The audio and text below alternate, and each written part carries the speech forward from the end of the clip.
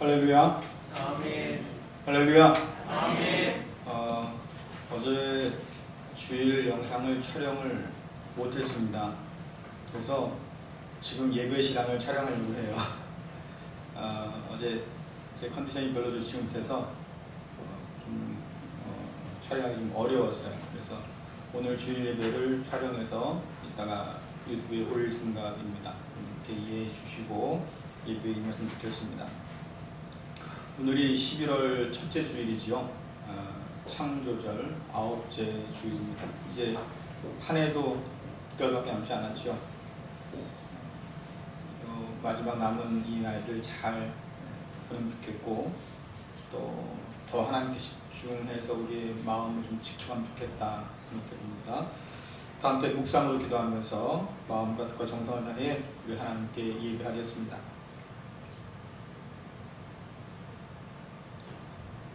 온 땅이여 여호와께 즐거운 찬송을 부를지어다.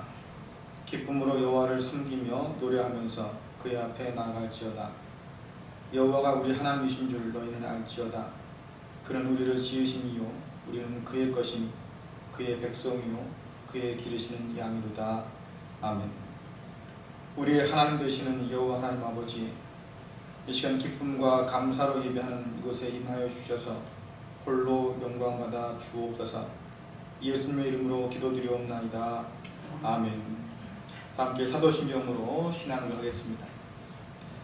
전능하사 천지를 만드신 하나님 아버지를 내가 믿사오며 그 외아들 우리 주 예수 그리스도를 믿사오니 이는 성령으로 잉태하사 동정녀 마리아에게 나시고 본디오 빌라도에게 고난을 받으사 십자가에 못 박혀 죽으시고 장사한 지 사흘 만에 죽은 자 가운데서 다시 살아나시며 하늘에 오르사 전능하신 하나님 우편에 앉아 계시다가 저리로서 산자와 죽은 자를 심판하러 오시리라.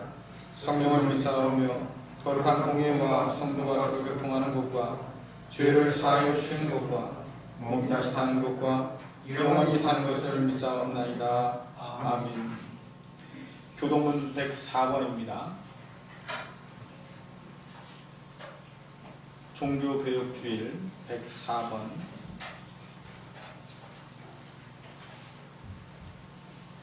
함께 교독하겠습니다. 나의 힘이신 여호와여, 내가 주를 사랑하나이다. 여호와는 나의 반석이요 나의 여섯이요 나를 지키는 이시로다.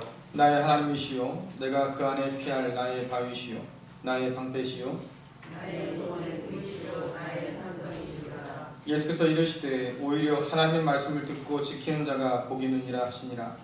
내가 복음을 부러워하지 아니하며 이 복음은 모든 믿는 자에게 구원을 주시는 하나님의 능력이 됨이라.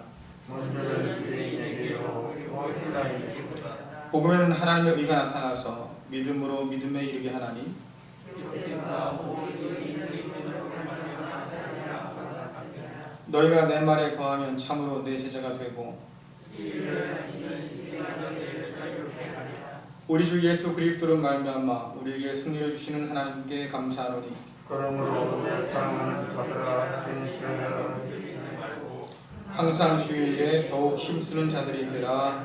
아멘. 다음 때 찬송가 95장 부르시겠습니다.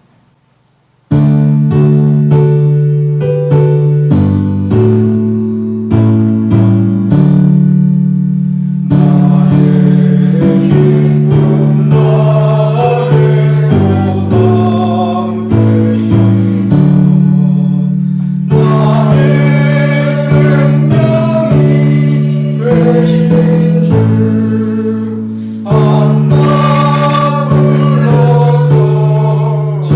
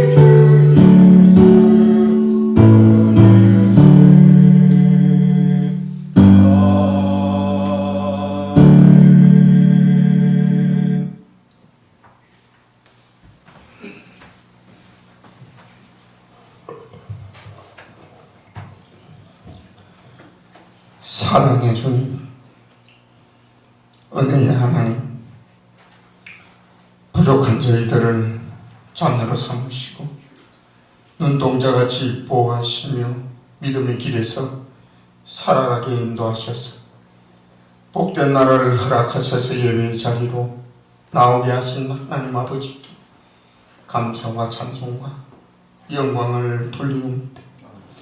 이 예배가 하나님께는 기쁨이 되게 하시며 저희들에게는 삶의 지혜를 얻어 이 세상에서 더욱더 담대하고 사랑을 나누며 그리스도의 항례를 내며 살아가는 믿음의 근속들로 인도하여 주시옵소서.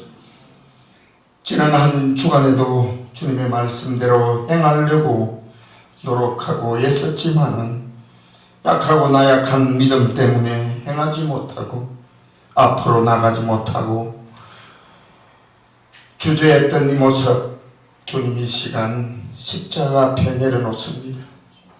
용기가 없었던 저희들의 이 못난 모습을 용서하여 주시옵소서. 더욱더 믿고 따르는 성도로 살아갈 수 있도록 붙들어 주시옵소서. 코로나19 때문에 저희들의 생활이 더욱더 움츠러들어 가는 곳곳마다 불안한 가운데 있습니다. 가을의 끝자락에서 온 산천이 아름다운 자연의 단풍을 자기 모습으로 드러내고 있는 이때에 저희들은 올 한 해 주님 앞에 무엇을 드려야 됐는지 신이 부족합니다. 알곡으로 주님 앞에 보여드릴 것이 얼마나 있는지 감사하는 마음으로 내 삶을 살아왔는지 뒤돌아보게 하여 주시옵소서.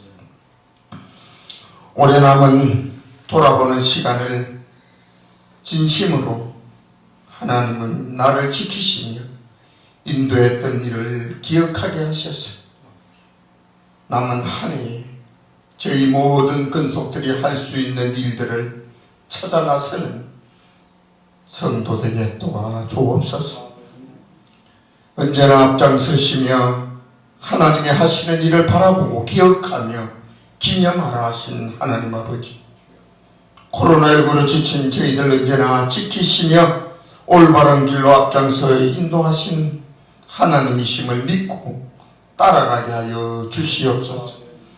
구샘 믿음으로 무장하게 하여 주셔서 마침내 승리하며 이루어 주시는 하나님이 계심을 알게 하여서 맛보고 깨닫게 하여 주시옵소서.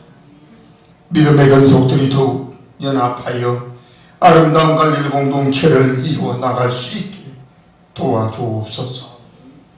세상의 삶의 무게에 짓눌러 하나님을 뒤로 하는 저희들의 삶이 먼저 하나님을 찾으며 기도하며 행동하는 저희들 되게 도와주옵소서.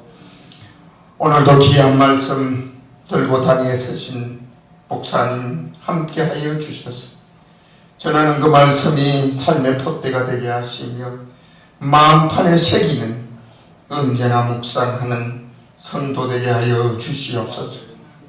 오늘 이 귀한 예배에 참석하지 못한 성도들이 많이 있습니다. 예배함이 저희들의 삶의 등불임을 깨달아 알게 하여 주셔서 먼저 예배하는 시간을 우선하는 믿음 되게 도와주옵소서. 예배와 전을 위하여 헌신하고 봉사하는 근속들에게 기쁨이 넘치게 하시며 하는 일들이 행통케 인도하여 주옵소서. 축복하기를 원하시며 인도하시며 이렇게 세우시는 예수 그리스도 이름으로 간절히 기도드리옵나이다. 아멘.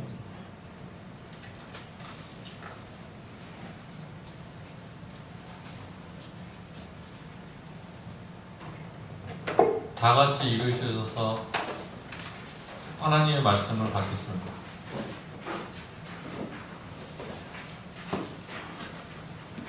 오늘의 말씀은 요한복음 8장 31절에서 32절입니다. 쉬운 성경으로 봉독해 드리겠습니다. 예수님께서 자기를 믿는 유대인들에게 말씀하셨습니다. 너희가 나의 가르침을 꼭 붙들고 있으면 진정 나의 제자이다. 그때 너희는 진리를 알게 되고 진리가 너희를 자유롭게 할 것이다. 아멘. 이 말씀 따라 사는 동안 지치지 않게 하시고 이 말씀 따라 사는 동안 주님 나라 이루소서. 네, 자리 앉으시기 바랍니다. 할렐루야. 네, 부쩍 추워진 가을 날씨입니다. 일기가 부르지 않는데 그래도 예배의 일념으로 이 자리에 찾아 나오신 여러분 모두를 주님의 이름으로 축복하면서 환영합니다. 다 함께 인사 나누겠습니다. 사랑합니다. 축복합니다. 잘 됩니다.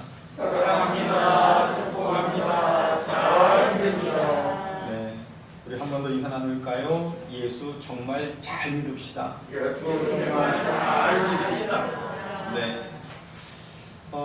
지난 주일날에는 세계적인 부자로 이름난 이건희 씨가 소천을 했고요.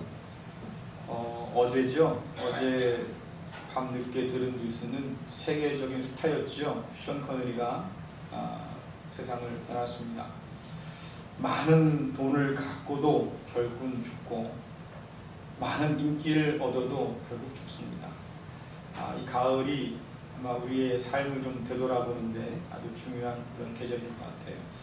여러분들 남은 인생이 우리가 얼마 될지 알지 못하지만 그래도 남은 날 동안 꾸준하게 하나님과 함께 동행하는 그런 복 있는 삶 될 수 있기를 간절히 축원합니다. 우리가 예수 잘 믿읍시다 하고 인사를 나누는데 그럴지 모르겠습니다. 아유, 잘 믿으니까 교회 나왔죠. 그죠? 잘 믿으니까 예배로 나왔죠. 뭘 그걸 또 굳이 확인할 겁니까? 할지 모르겠어요.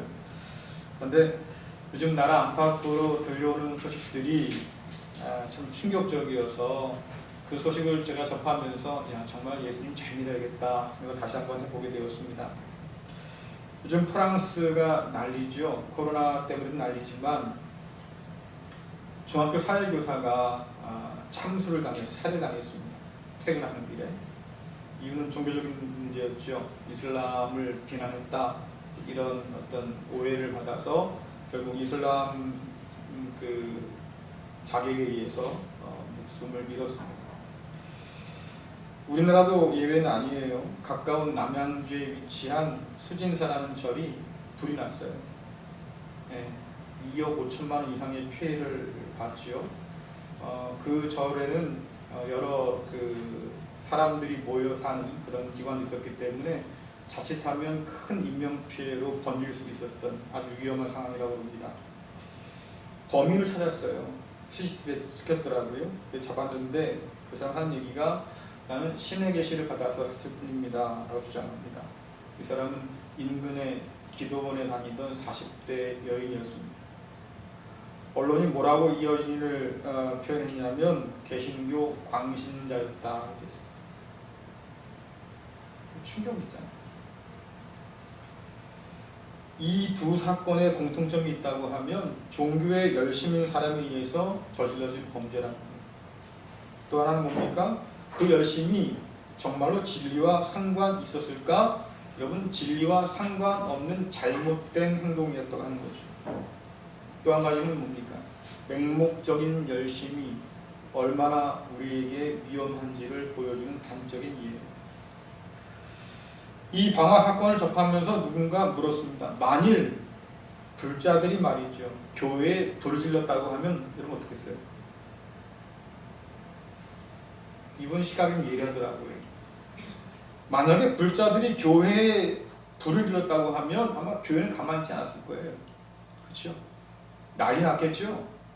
자, 그런데 더 이상의 증오로 번지지 않도록 불교가 차분하게 지금 대응하고 있어요. 그래서 이분이 불교에 감사를 표했어요. 이 문제를 더 확대시킬 수 있었을 텐데 그래도 차분하게 정리해가면서 더 이상의 징후가 없도록 해준 것은 너무 고맙습니다. 그리고 마지막 한마디 더 붙였습니다. 교회가 미안합니다. 왜 자꾸 교회는 사회에 대해서 미안하다고 말해야 될까요? 참 속상해요.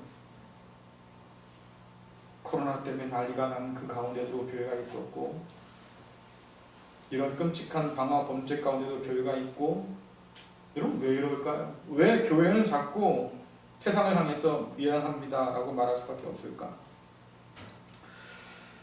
이 사건을 바라보면서 제가 많은 생각을 해봤습니다. 도대체 그들이 믿는다고 하는 진리는 뭘까? 그 진리가 뭐길래 이렇게 끔찍한 일도 서슴지 않을까? 진리의 목숨을 건다는 사람들이 자기 생명이 아닌 왜 남의 생명을 자꾸 그렇게 해하려고 할까? 그래서 말이죠. 칼을 휘두르고 말입니다. 불을 지르기도 하고 말이죠. 여러분 이것이 본래 기독교의 모습이 아니잖아요. 근데 왜 이렇게 되었을까? 생각해보면 사찰에 불을 지른 사람이 안다고 했던 그 진리, 그것과 우리 주님께서 증거하신 진리가 분명히 달라요. 결이 달라요. 주께서 말씀하시죠. 나무는 뭘 봐야 합니까? 그 열매를 봐야 한다. 열매가 다르면 나무가 다른 거잖아요.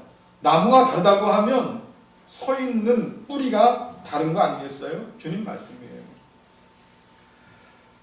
지난 주일이 종교개혁주일이었습니다. 제가 요즘 설교를 쭉 준비하면서 계속 반복되는 주제가 있죠.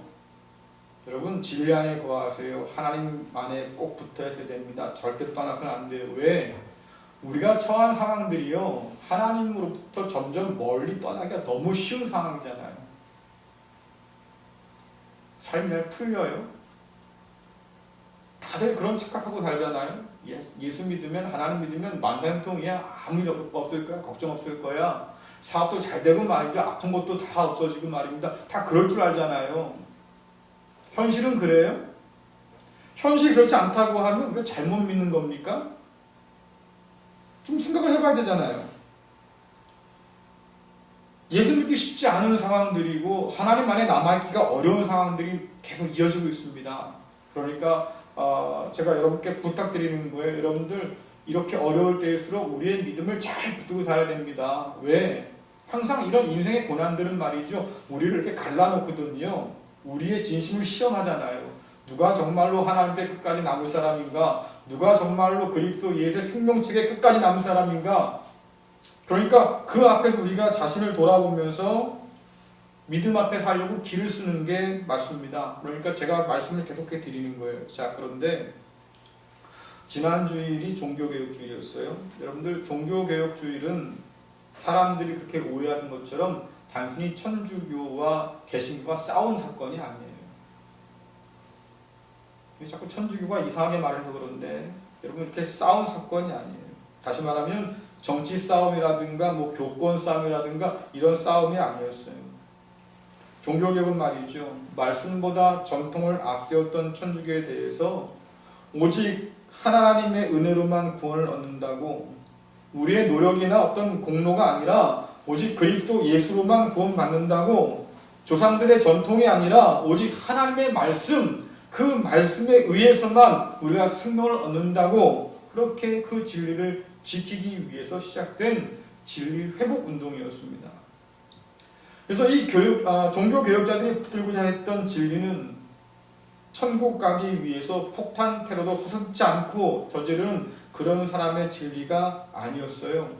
내 믿음을 위해서 남의 생명을 해하려고 하는 그런 진리가 아니었단 말이죠.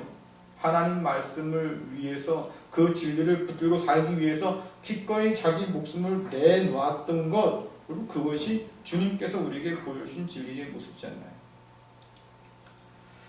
진리가 뭐 그렇게 중요하다고 목숨까지 겁니까? 그렇잖아요.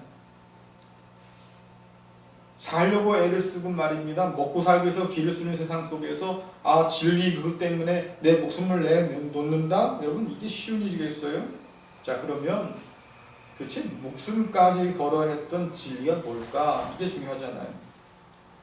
우리가 믿는 기독교는 여러 가지 이름이 있습니다. 사랑의 종교, 진리의 종교, 뭐 계시의 종교, 말씀의 종교, 많은 어떤 수식어를 갖고 있어요. 자, 근데 이 표현들만 잘 봐도 기독교와 성경과 뗄래야 뗄 수가 없구나라는 것을 우리가 쉽게 이해하잖아요. 성경은 뭐라고 말씀하냐면 이 하나님의 말씀이 생명을 가져다주는 생명의 말씀이라고 불러요. 여러분들 요한복음 10장 10절 또 20장 31절 말씀 계속해서 주부에 있습니다. 함께 있습니다. 시작. 도둑이 오는 것은 도둑질하고 죽이고 멸망시키는 것뿐이요 내가 온 것은 양으로 생명을 얻게 하고 더 풍성히 얻게 하려는 것이라. 오직 이것을 기록함은 너희로 예수께서 하나님의 아들 그리스도심을 믿게 하려 함이요 또 너희로 믿고 그 이름을 힘입어 생명을 얻게 하려 함이니라. 아멘. 성경이 우리에게 기록되어서 우리 손에 남아있게 된 이유도 그리스도 예수께서 사람 되어서 말이죠. 우리 가운데 오셔서 십자가를 지신 이유도 다 무엇 때문이냐 라고 하니까 생명 때문이에요. 그러니까 그리스도 예수의 말씀은 생명의 말씀이고 성경책은 생명의 책이고 기독교는 생명의 종교인 거죠. 근데 이런 우리가 그런 진리를 믿는다고 하는 우리가 말이죠. 남의 생명을 해하거나 자기 믿음이 최고라고 말이 남을 억압하거나 이것은 그리스도 예수의 모습과 전혀 다르다 그 말. 요즘 기독교를 보면 참 가슴이 아파요. 독선과 아집의 상징처럼 여겨지잖아요. 자기밖에 모르는 종교라고 말이 사람들이 그렇게 말하지 않습니까? 개신교도들, 다시 말하면 그리스도인들을 뭐라고 생각하냐면 정상적인 신앙을 하는 사람들이 아니라 광신도 집단으로 그렇게 생각하잖아요. 그래서 뭐라고 그럽니까? 기독교를. 심지어 개독교라고 말이죠. 그렇게 부르기도 해요. 여러분 이런 표현 들을 때마다 속이 안 상해요? 저는 목사이기 때문에 속이 상해야 되는 겁니까? 저와 여러분이 다 그리스도 예수의 사람이라고 하면 교회를 기독교를 말이죠. 개독교라고 욕하는 사람들, 비난하는 사람들 앞에서 말입니다. 가슴이 아파야 돼요. 화내기 이전에. 교회를 바라보는 세상의 시선이 많이 달라졌어요. 그렇기 때문에 이런 말도 나오겠지요. 여기엔 교회를 잘 모르기 때문에 소위 말해서 무리를 일으켰던 이단들과 교회를 잘 구별하지 못한 탓도 있을 거예요. 그런데 교회를 바라보는 세상의 시선과 오해를 탓하기 전에 말입니다. 교회가 그렇게 먼저 보인 부끄러운 모습들이 있잖아요.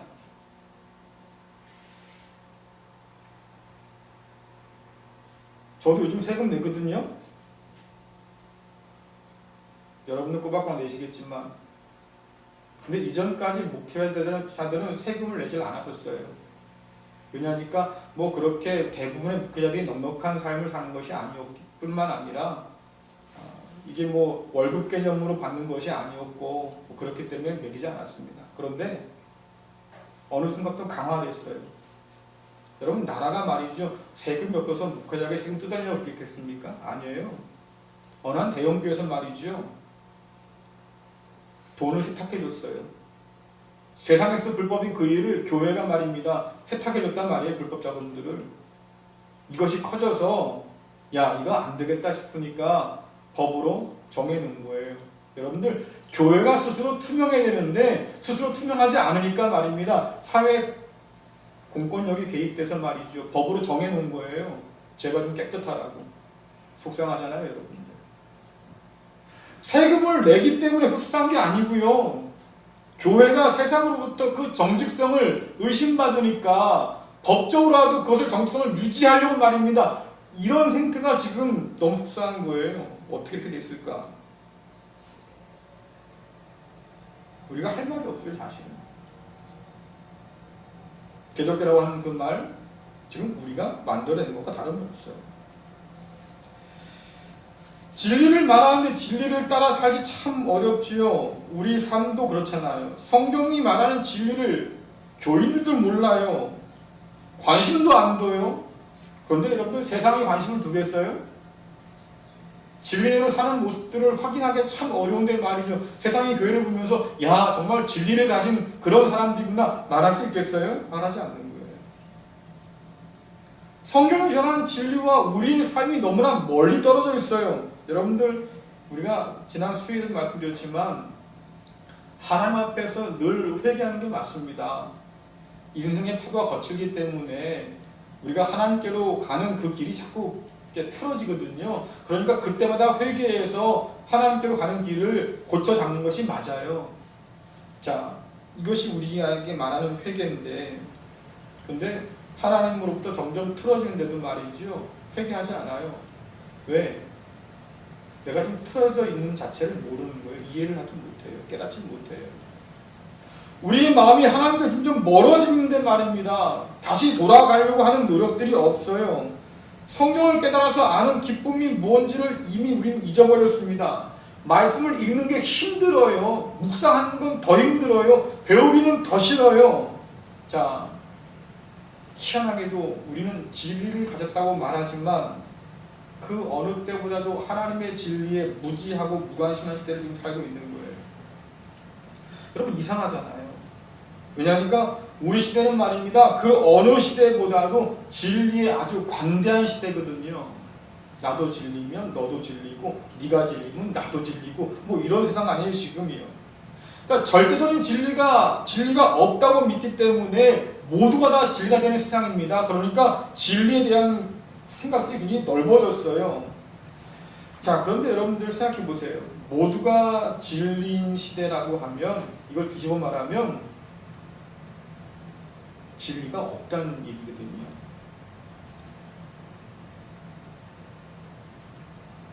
여러분 메뉴가 많은 음식점 가보세요. 메뉴판을 가만히 들여다보고 있으면 어떤 생각이 들어요? 그죠? 먹을 게 없다고 하는 것이 아니라 사실 너무나 많아서 고르기 힘든 얘기잖아요. 그러면 메뉴판을 한참 뚫어져게 보단 말이죠. 결국 뭐예요? 아유, 야 됐어. 아무나 시켜. 왜? 야 내가 배고파서 먹으러 왔는데 먹으려고 이렇게 골몰을 써야 돼? 그냥 아무나 시켜. 많을수록 선택의 폭이 넓을수록 말이죠. 선택하기가 더 어려워지는 거예요. 진리도 마찬가지예요. 이것도 진리고 저것도 진리인데 그럼 뭐가 진리냐 말이에요. 그러니까 진짜 진리의 가치가 떨어져요. 진짜 진리를 택하는 사람이 점점 줄어들어요. 진짜 진리에 사람들의 관심이 점점 사라지고 맙니다. 야, 진리가 뭐라고 이렇게 골머리를 알아야 돼? 차라리 그냥 진리와 상관없이 사는 게 훨씬 더 속편하겠다. 그런 사람들이 좀 늘어간다 그 말이에요. 그래서 요즘 시대는 어떤 시대입니까? 내가 무엇을 믿는가는 별로 중요하지 않아요. 그것이 나를 얼마나 행복하게 해줄 수 있어, 그것이 얼마나 나를 평안하게 해줄 수 있어, 이것이 진리 행복의 기준되는 시간이죠. 예를 들면 똑같아요. 상품을 사는 것 똑같습니다. 여러분들 상품 사러 말이죠. 마트에 가보세요. 전자제품 사려고 말입니다. 그럼 마트에 가보세요. 그러면 수많은 제품이 있는데 말이죠. 뭘 골라야 되는 거예요? 값싸고 기능 좋고 편리한 거. 그렇죠? 정말로 가치가 있느냐 없느냐? 그럼 별 상관없어요. 내가 만족하느냐? 여기에 따라서 갈라지는 거죠. 이런 현상이 교회 안에서 있습니다. 여러분들 그 어느 때보다 말이죠. 성경책이 고급화됐어요. 여러분 성경책 한번 보세요. 한 2, 3만 원 정도 사잖아요. 그죠? 좋은 거. 가죽 재본 딱 해가지고 말입니다. 제일 얇은 그러나 배어나오지 않는 아주 비싼 종이를 아주 많은데 기가 막히게 만들어놔요. 종류별로 말이죠. 글자 큰 거, 뭐 작은 거, 포켓용, 가지고 다닐 수 있는 거, 찬송가도 말입니다. 뭐 해서 있는 거 없는 거 천차만별이잖아요. 그죠?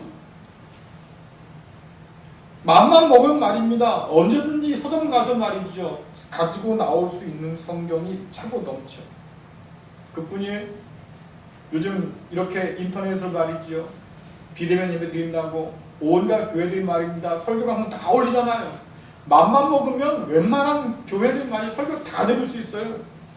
하루 종일 말이죠. 틀어놔도 시간이 모자랄 정도예요. TV에 틀면 어떻습니까? 종교 채널 방송 꽤 많이 늘었죠. 어떤 데는 한 교회가 말입니다. 아예 방송국을 세워서 그렇게 하기도 하잖아요. 자, 그런데도 진리에 귀 기울이는 사람들이 없어요. 예전에 북이스라엘이 망하기 직전에 하나님께서 예언자 아모스를 그곳에 보내셨습니다. 북이스라엘은 말입니다. 성전이 참 많았어요. 남쪽에 있는 예루살렘 유다 제국은 예루살렘 성전 하나뿐이었지만, 그러나 북왕국 이스라엘은 말이죠, 성전이 많았어요.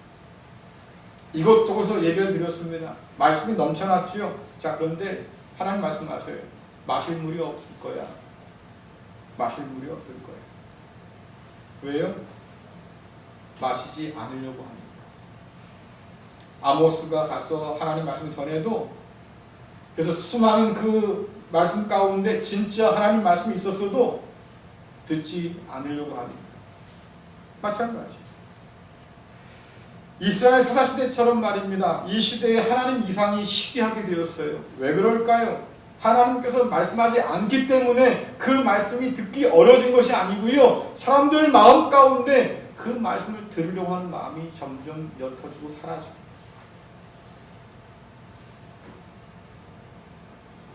설교 말씀과 성경책과 온갖 신앙 서적들과 그 어느 때보다도 넘쳐나는데 말이에요. 없어요. 제가 서점을 참 좋아하는데 한 2달 지금 못 가고 있어요. 그 서점을 운영하는 분은 제가 신학생 때부터 지금까지 이용한 서점이니까 근 한 30년 동안 고객이죠. 30년 장기 고객이에요. 그분이, 그 사장님이 그때 집사님이셨는데 지금은 교회 장로님이셨습니다. 30년 동안 왔다 갔다 한 사이니까 얼마나, 그렇죠? 친하겠죠. 그러니까 뭐 가면 제 안부도 묻고 우리 아이들 이러저러 얘기도 뭐 물어보고 그러셔요. 근데 워낙 그러시더라고요. 아, 목사님 힘들어요. 왜요? 책을 읽는 사람이 없어요.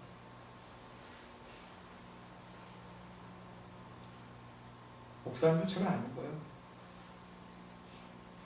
신간 서적이 나오고 요즘은 바로바로 번역되어 나오니까 말입니다. 예전에 저는 10년 전에 쓴 책을 번역해서 읽었었거든요. 요즘엔 1년이나 2년 아니면 책이 바로바로 나와요. 그러니까 최신 어떤 신학적인 동향들을 너무 쉽게 받아볼 수 있는 때가 요즘이죠. 근데도 책 읽는 사람이 없어요. 목사도 안 읽고 성도도 안 읽고. 그러니까 기독교 출판 사업이 점점 고사되고 있습니다. 그러더라고요. 왜 그래요? 관심이 없어요.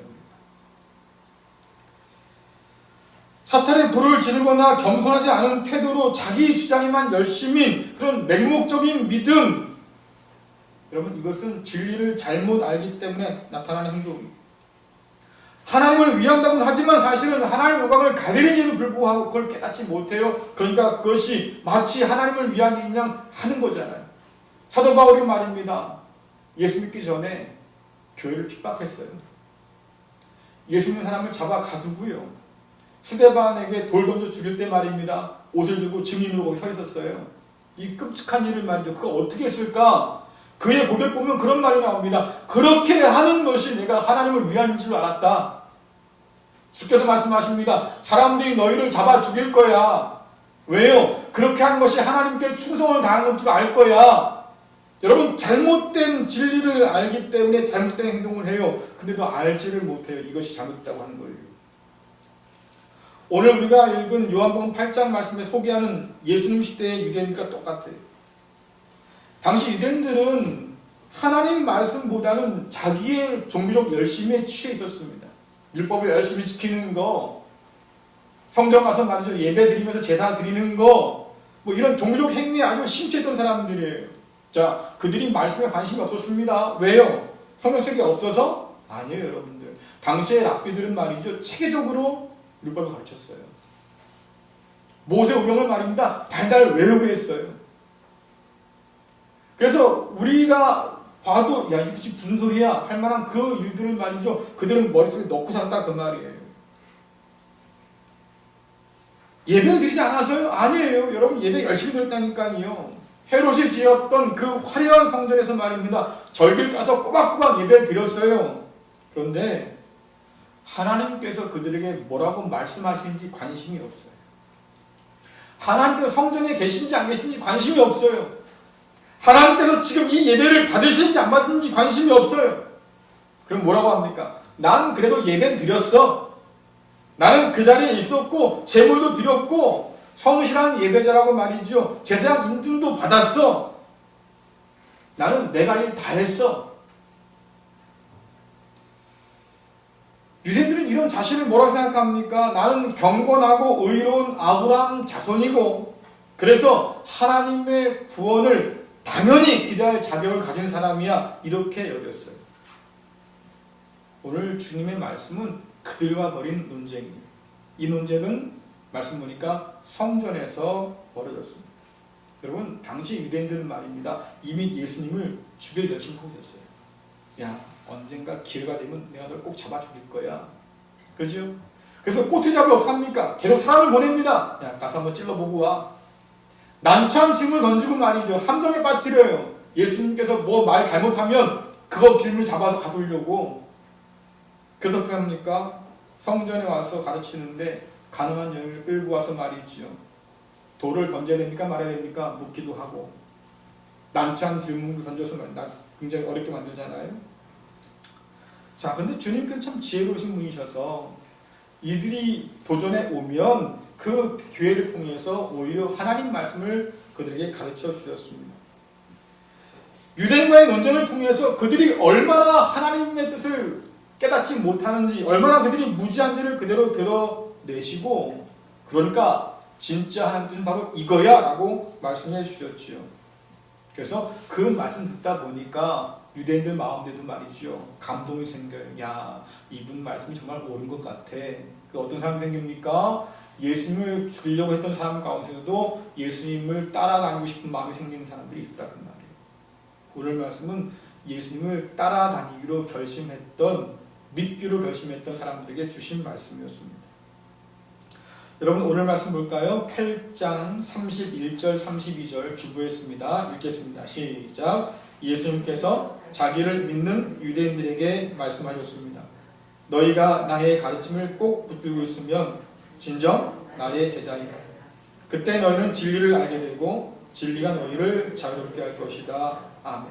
누구한테 하신 말씀이라고요? 예수를 믿기로 작정한 사람들에게 지금 하신 말씀이에요. 자, 이 말씀을 따르면 유대인들의 영적 상황을 보여주고 있어요. 첫째는 뭡니까? 그들은 진리를 몰라요.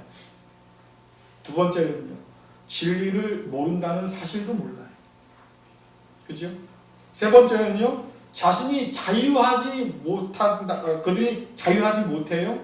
그런데 네 번째로, 그들이 자유하지 못하다는 사실도 그들은 몰라요. 그러니까 이 모든 말씀을 한마디로 딱 압축해보면 그겁니다. 야, 너희들은 너희 자신을 몰라도 너무 모르는구나. 한마디 정리하면 무지. 무지하다. 진리도 모르고 진리를 모른다는 사실도 모르고 너희가 얽혀있는 자유하지 못하다는 것도 모르고 자신이 어떤 상태인지 모른다. 스스로 착각하고 있다는 거예요. 너희가 정말로 진리를 안다고 하면 얼마나 무지한지, 얼마나 어리석은지, 지금 얼마나 부자연스러운지 알게 될 텐데, 깨닫게 될 텐데 그걸 모른다 그 말이에요. 진리를 통해서 그것을 깨닫는다고 하면 자유를 얻을 수 있는 길도 열릴 텐데 말이죠. 진리를 모르니까 자유롭지 못하다 그 말이에요. 무슨 말씀입니까? 똑같이 맹목적인 믿음으로 살고 있구나. 그러니까 나를 죽이려고도 하겠지 그 말이에요. 여러분 생각해 보세요. 주님을 죽이려고 달려드는 유대인보다야 주님을 믿고 따르겠다는 말이죠. 결심한 유대인이 훨씬 더 낫잖아요. 굳이 예수님께 몰려든 사람들을 흩을 필요 있겠습니까? 잘 품어 안으시면 되지요. 자, 그런데 주님은 그런 분이 아니에요. 우리의 중심을 꿰뚫어 봐요, 주께서는요. 그리고 그 마음 가운데 너희가 정말로 끝까지 진리를 따라서 주님 곁에 남을까 아닐까를 바라보고 계신다. 예수님 믿으려고 따라왔는데 이상한 말을 들으니까 기분이 별로 안 좋아요. 예수님의 태도가 냉정하고 당한 것 같으니까 별로 기분이 안 좋아요. 유대인들이 발끈합니다. 여러분들 요한복음 8장 33절 말씀 보겠습니다. 함께 읽겠습니다. 유대인들이 예수님께 여쭈었습니다. 우리는 아브라함의 자녀들입니다. 우리는 지금까지 아무에게도 종이 되어 본 적이 없습니다. 그런데 어떻게 당신은 우리가 자유롭게 될 것이라고 말합니까? 아멘. 아니 나는 누구한테 얽매여 산 적이 없고 종으로 산 적이 없는데 지금 당신은 우리한테 얽매였다고 말하고 있는 거 아니야? 그 말이 자유롭지 못하다. 이 말이 유대인의 자존심을 건드리는 거예요. 주님 이거 왜 이러십니까? 우리는 아브라함 자손입니다. 우리는 자유한 사람이에요. 누구한테 종으로 말이죠. 그렇게 얽매여 산 적이 없는 사람이라고요. 여러분 근데 이거 진실 아니잖아요. 애굽에 종되어 살았었습니다. 그때도 그들은 아브라함 자손이었어요. 바벨론에 포로로 잡혀 살았습니다. 그때도 아브라함 자손이었습니다. 예수님 당시에는요. 로마의 속국이 되어 살았잖아요. 그치? 근데도 누구 밑에 들어가서 말입니다. 종살이한 적이 없다고요? 거짓말이에요. 근데 유대인들은 그렇게 믿고 살았어요. 우리는 자유민으로 살았다. 아브라함 자손이니까. 여러분 요즘 젊은 사람들 말로 이 상황을 뭐라고 표현하냐면 정신승리래요. 정신승리. 이게 무슨 뜻이냐고 하면 자기만의 세계에 빠져들어서 헤어나오지 못하는 거예요. 현실을 부정함으로 자기를 보호하려고 하는 일종의 자기 보호 기제예요. 예를 들면 이런 거죠. 축구를 했는데 말이 졌어요. 3편을 졌어요. 근데 뭐라 그럽니까? 경기는 졌지만 내용에서 내가 이겼어. 뭐 이런 거예요. 졌지만 우린 잘 싸운 거야. 뭐 이런 거죠. 졌지만 실상 우리가 이긴 것과 다름없어. 뭐예요? 현실을 인정하지 않는 거예요. 그냥 정신적으로만 승리했다고 믿는 거지요. 자기 착각이잖아요.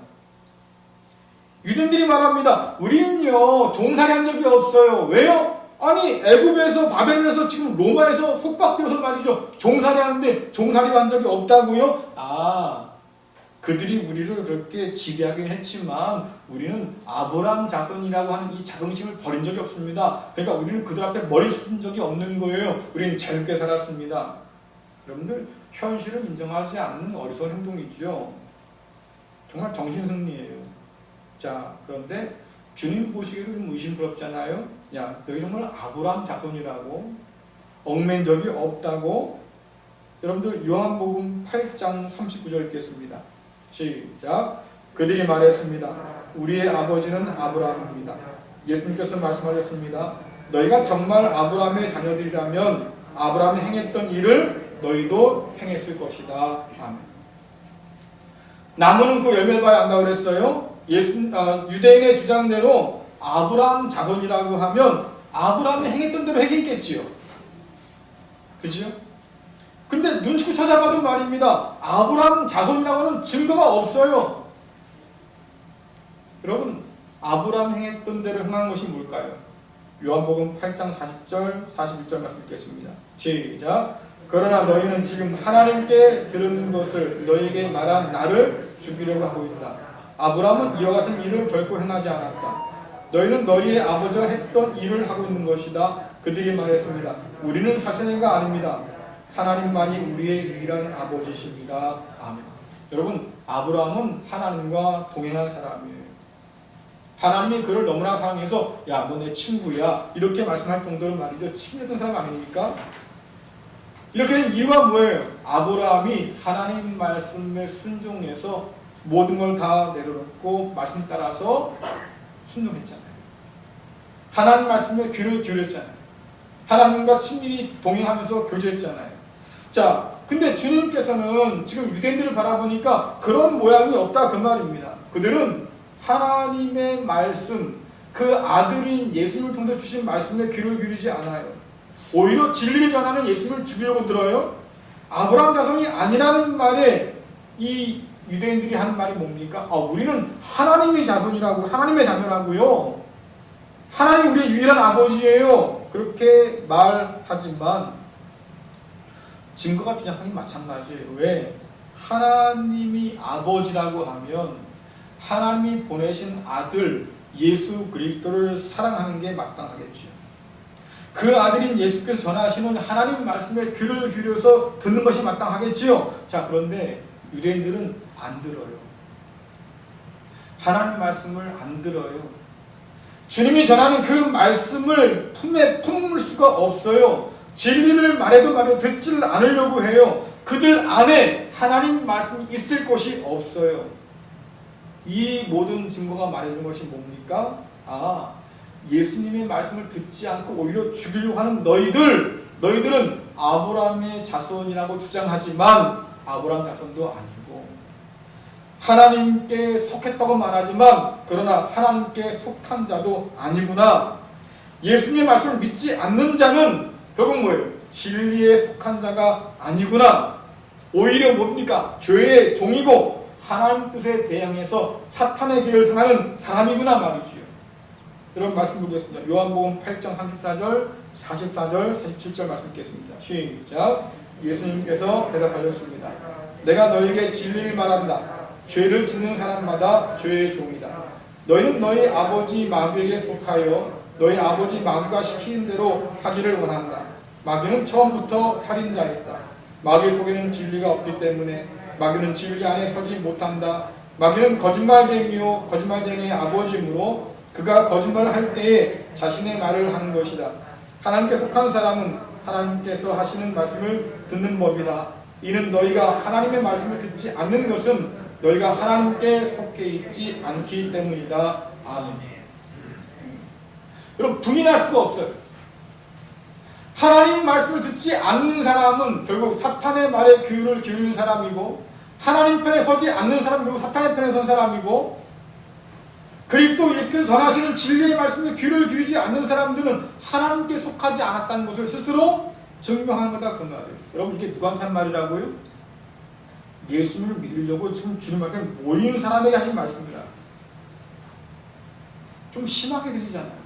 아니 기껏 예수님 말씀 듣고 따라 나서서 말이죠. 믿으려고 하는 사람에게 못하고 이런 말을 해. 예수님 믿겠다는 사람에게 말입니다. 사탄에게 속한 사람이라는 건 사탄의 종이고 죄의 종이라는 말 여러분 듣기 쉽지 않잖아요. 더군다나 이 말씀 하신 것이 어디입니까? 말씀 보니까 20절에 성전 헌금함 앞이었어요. 여러분 헌금함이 어떤 곳입니까? 하나님께 예배하러 나가서 말입니다. 하나님께 예물 드린 곳이잖아요. 자신의 삶을 헌신하고 있습니다. 내가 믿음이 말이죠. 이렇게 하나님을 사모하고 있습니다. 뭐 증명한 것 아니에요. 근데 그 앞에서 대뜸 하신 말씀은 뭐라고요? 야, 내 말에 귀를 기울이지 않는 사람, 내가 하나님의 아들이어서 하나님 아버지의 말씀을 증거하는데 이 말에 귀를 기울이지 않는 사람, 그 사람들 결국 뭐예요? 사탄에게 속한 사람이야. 이 말씀하시래요. 십자가의 길을 가려고 하시는데 제자가 베드로가 가로막잖아요. 그래서 뭐라고 말씀하십니까? 야, 너는 하나님의 일을 생각하지 않고 사람 일만 생각하는 사탄이구나. 물러가라. 주님을 지켜드리기 위해서 길을 쓰는 제자한테 말이죠. 너 사탄이야 말씀하신 주님 아니에요. 그러니까 이런 말씀 하시고도 남는 분이죠. 자, 누가복음에서 주님께서는 이런 유대인들을 진리에 반응하지 않는 사람을 말해요. 자, 누가복음 7장 31, 32절 같이 읽겠습니다. 시작. 이 세대의 사람들을 무엇에 비교할 수 있겠느냐? 그들은 무엇과 같은가? 이들은 시장에 앉아 서로 부르며 우리가 너희를 위해 피를 물어도 너희가 춤추지 않았다. 우리가 울어도 너희가 울지 않았다라고 말하는 아이들과 같다. 아멘. 피리를 불면 춤을 춰야지요. 아이들 놀 때 말입니다. 누군가는 피리 흉내낼 거고 누군가는 춤을 출 거 아닙니까? 장단이 뭔가 맞아야지요. 아이들이 말입니다. 곡을 하면 울어요. 그럼 어떻게 합니까? 옆에서 말이죠. 울고 있어야지요. 곡을 하면. 장난도 손발이 맞아야 하잖아요. 근데 반응이 없어요. 피리를 불어도 반응이 없고 울어도 반응이 없고 무슨 말이에요? 아무리 하나님의 말씀이 들려도 진리에 반응하지 않아요. 세상이 너무 깊숙이 그 속에 들어와 앉아 있기 때문에 하나님의 진리가, 주님의 진리가 머물 곳이 없어요. 그래서 하나님 말씀, 하나님의 뜻을 마음에 두지 않고 살아요. 무관심해요. 아까 말씀드렸지만 그 속에서 자기가 죄인인지도 몰라요. 교회에 좋은 옷 하면서 사는지도 몰라요? 마귀의 길을 따라 사는지도 몰라요? 그래서 무슨 생각합니까? 나는 하나님께 속한 사람이지. 진리에 관심이 없는데도 나는 하나님께 속한 사람이지. 주님 말씀을 듣지 않는데도 나는 하나님께 속한 사람이지. 증거는요? 나 예배 다녀왔어. 예물 드렸다고. 자, 이들의 끝이 어떨까요, 여러분들? 요한복음 8장 59절 말씀 보겠습니다. 함께 읽습니다. 시작. 예수님께서 이런 말씀을 하시자 사람들은 예수님께 돌을 집어 던지려고 하였습니다. 그러자 예수님께서는 몸을 피해 성전 뜰을 빠져나가셨습니다. 아멘. 주님께서 몸을 피하시는 것은 비겁해서가 아니에요. 아직 죽을 때가 아니니까 그런 거지. 잡혀서 십자가에 달려야 되잖아요. 하지만 사람들의 반응을 보세요. 주님 믿으려고 따라 나왔다가 지금 어때요? 돌을 들어 주님을 죽이려고 해요. 여러분, 이것이 진리 앞에서 어정쩡한 태도를 가진 사람들의 마지막 모습이에요. 진리 안에 확고하게 거하지 못하면, 그 진리가 우리 마음 가운데 확고하게 들어와 있지 못하면 결국 말이죠, 어정쩡거리다가 주님을 반대하고 돌 던지고 떠나게 된다. 예수님 믿겠다고 하는 사람, 이제는 돌을 들어서 예수님 죽이려고 해요. 주께서 이미 보신 모습이에요. 너희가 나를 따르겠다고 나오긴 했지만, 그러나 아직 진리에 붙들린 것도 아니고 끝까지 내 옆에 남아서 말이죠, 진리의 길을 걸으려고 하는 사람도 아니구나. 너희 스스로 속지 말라고 말이죠. 요한이 전하는 이 사건은 진리에 대한 저와 여러분의 태도와 자세를 다시 한번 생각하게 만듭니다. 주님께서 이 말씀을 유대인들에게 한 까닭이 뭘까요? 그저 표면적인 제자, 요즘 말로 한다고 하면 그냥 교회만 왔다 갔다 하는 그런 썬데이 크리스천, 그냥 앉아있다 돌아가는 벤치워머, 이런 사람 되지 말라는 거잖아요. 정말로 진리에 목숨 걸어 사는, 끝까지 주님 제자로 사는 그런 제자가 되라고 말이죠. 이 말씀 지금 하신 거예요.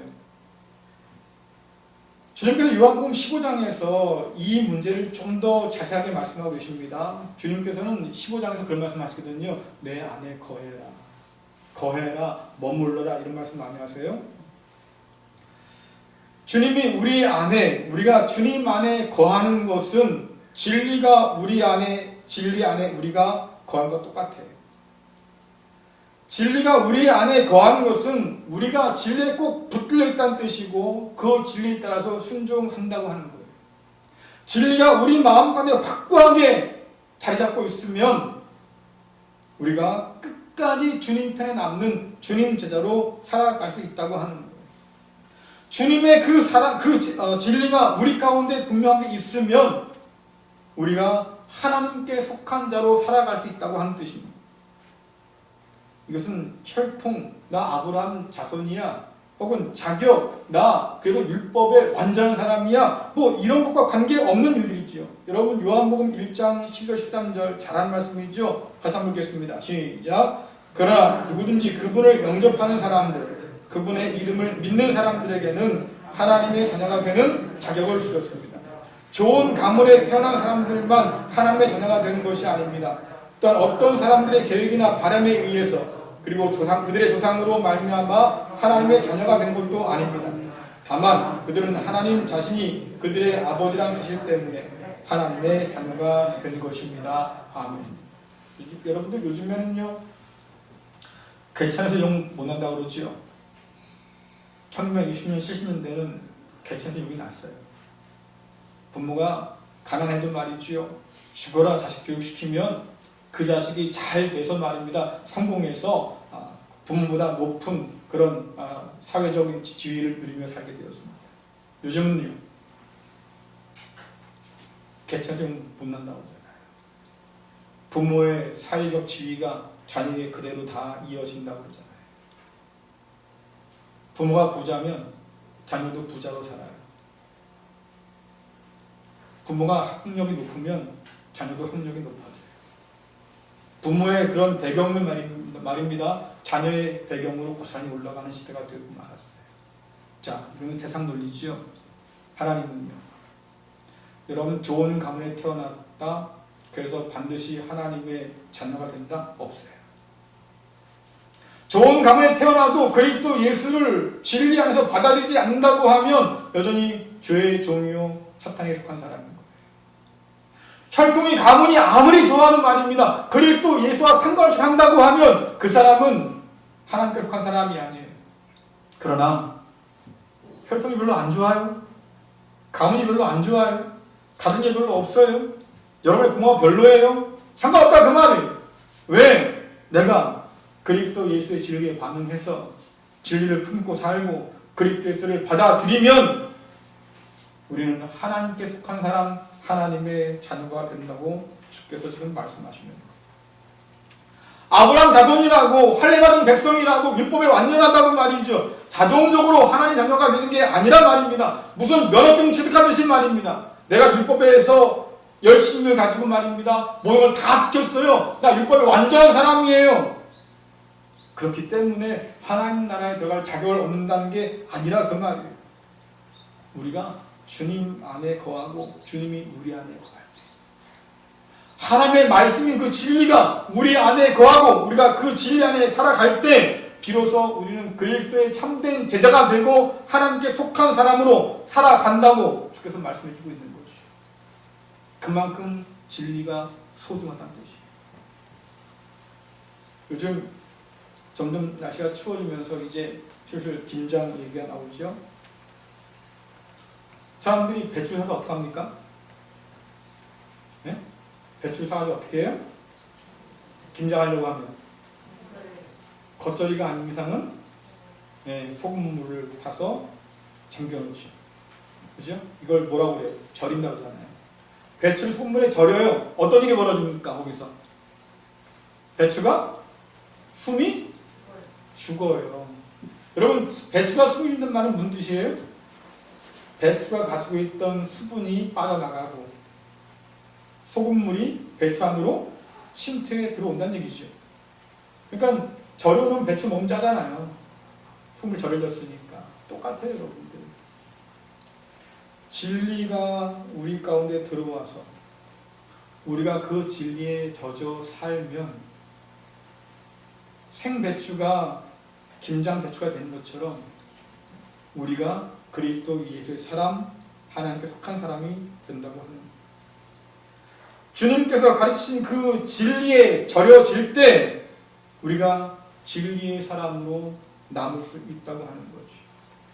예수와 함께 죽고 다시 예수와 함께 살아날 때 비로소 저와 여러분은 하나님의 천국 백성으로 하나님의 자녀로 거듭나게 된다고 성경은 말해주고 있습니다.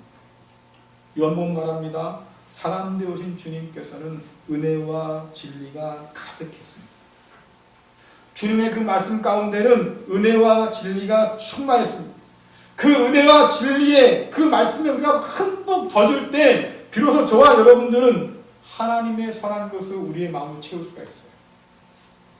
아, 진리 안에서 하나님이 우리에게 이렇게 말씀하시는구나. 이렇게 살지 말라고 말씀하시는구나. 이렇게 행하라고 말씀하시는구나. 그 생각이 우리의 마음을 채우기 시작합니다. 우리는 하나님 없이 죄의 종으로 살든지 아니면 진리 안에서 말이죠. 하나님 자녀로 살든지 둘 중 하나 택해야 돼요. 죄에 찌든 말이죠. 죄에 짜가지고 살든지 아니면 그리스도 예수의 말씀 가운데서 은혜와 진리에 젖어 살든지 둘 중 하나 해야 되죠. 내가 하나님께 속한 사람이라는 증거가 무엇입니까? 저 주일 출석하고 있습니다. 여러분 이게 전부다라고 하면 주께서 말씀하실 거예요. 야, 그것 가지고 증거가 되겠냐? 유대인들이 그렇게 율법 잘 지키고 말이죠. 그렇게 예배 잘 드리고 말입니다. 난리를 쳤어도 주께서 말씀하십니다. 야, 그거 가지고 부족하지. 내 안에 진리가 있느냐? 주님 말씀에 귀를 기울이고 사느냐? 그 증거가 없다고 하면 여러분 우리는 내가 하나님께 속한 사람이라고 뭔가를 내놓기가 너무 빈약한 거예요. 우리는 어느 쪽일까요? 그 어느 때보다 진리 안에 주님 안에 거하기 위해서 길을 써야 할 때잖아요. 가만히 있으면 떠밀려가요. 발버둥 치지 않고선 말이죠. 남아있을 수가 없어요. 그런 시대가 이미 되었습니다. 핍박이 엄청나게 다가와서 그런 걸까요? 아니에요, 여러분들. 핍박이 심해서가 아니에요. 너무나 편해서 예배 드리지 않아도 편하고 말씀 듣지 않아도 상관없고 내가 그리스도 예수의 뜻이 무엇인가 고민하지 않아도 관계없고 하나님 뜻을 따라서 내가 살아야지 결심하지 않아도 그냥 괜찮고 이런 발봉치지 않는 삶이 이어지기 시작하면 우리는 점점 그냥 떠내려가는 거예요. 말씀 앞에서 진리에 대한 우리의 태도와 자세를 가다듬을 때죠. 사랑하는 성도 여러분, 진리에 어정쩡하게 걸쳐 살지 말고 진리 안에 뿌리 박고 살 수 있기를 간절히 축원합니다. 성경을 읽으세요. 깊이 묵상하세요. 묻고 배우고 오늘 말씀처럼 말이죠. 행하며 사세요. 바른 진리를 꼭 붙들어서 주님 제자로 끝까지 남는 사람, 여러분 그 사람이 생명책에 이름이 기록된 사람이고요. 마지막 그날에 너 내 거야! 라고 하는 하나님의 음성을 듣는 사람이죠. 이 놀라운 은혜가 진리 안에 머문 우리 모두에 있기를 간절히 축원합니다. 기도하겠습니다. 진리에 비치신 하나님 아버지, 진리와 은혜가 충만하신 예수 그리스도 통해서 하나님의 자녀되게 하심을 참으로 감사드립니다. 주님 안에 말씀 안에 그 은혜 안에 거함으로 진리에 젖어 살게 하여 주옵소서. 그 진리 안에서 끝까지 예수님의 참된 제자로 살게 하여 주옵소서. 진리로 옳고 그름을 분별케 하여 주시고 참된 것을 따라서 살게 하여 주옵소서. 진리 안에 약속하신 풍성한 생명과 열매를 얻어 누리게 하여 주옵소서.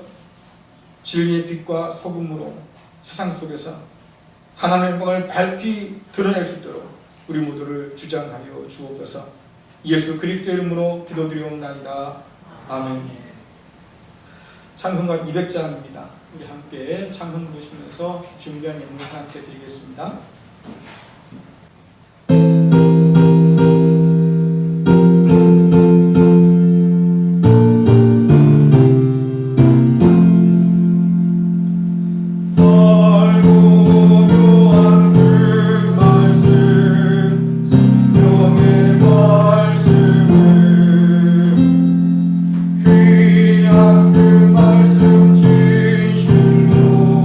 생명의 말씀이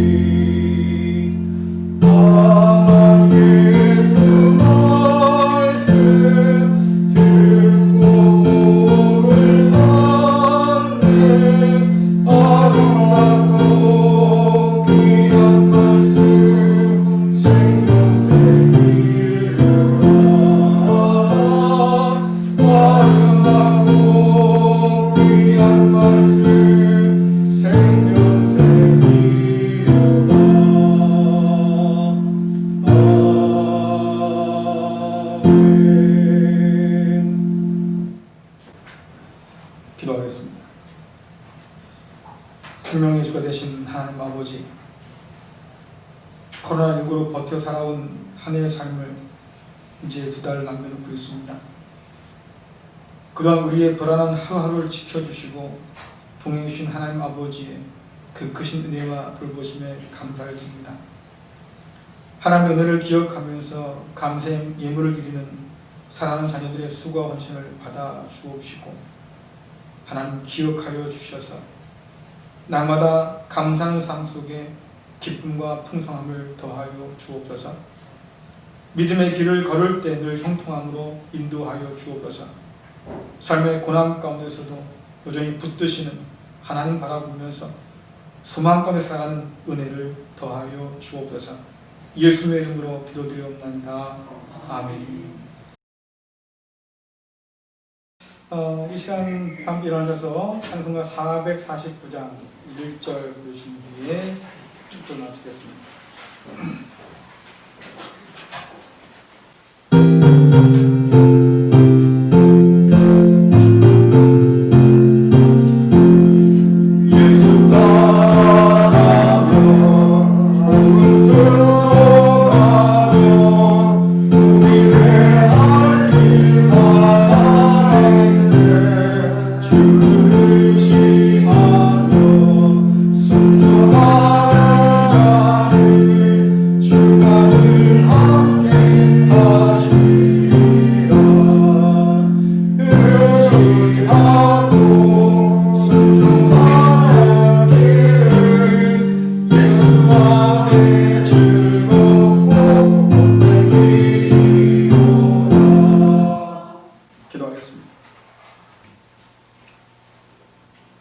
이제는 은혜와 진리가 풍성하신 우리 주 예수 그리스도의 은혜와 진리에 순종하는 모든 자를 자녀 삼아 주시는 하나님 아버지의 크신 사랑하심과 끝까지 진리 안에 살아서 예수 그리스도의 참된 제자가 되도록 도우시는 성령님의 역사하심이 진리에 무관심하고 잘못된 진리를 따라 사는 세상 가운데서 오직 예수 그리스도의 진리를 따라 살기를 다짐하는 사랑하는 갈릴리 교회 성도들과 저들의 가정과 자녀와 기업 위에 또한 수능과 취업을 위해서 애쓰고 수고하는 자녀들 위와 2020년 남은 모든 매일매일의 일상 가운데 지금부터 함께 하시기를 간절히 축원하옵나이다.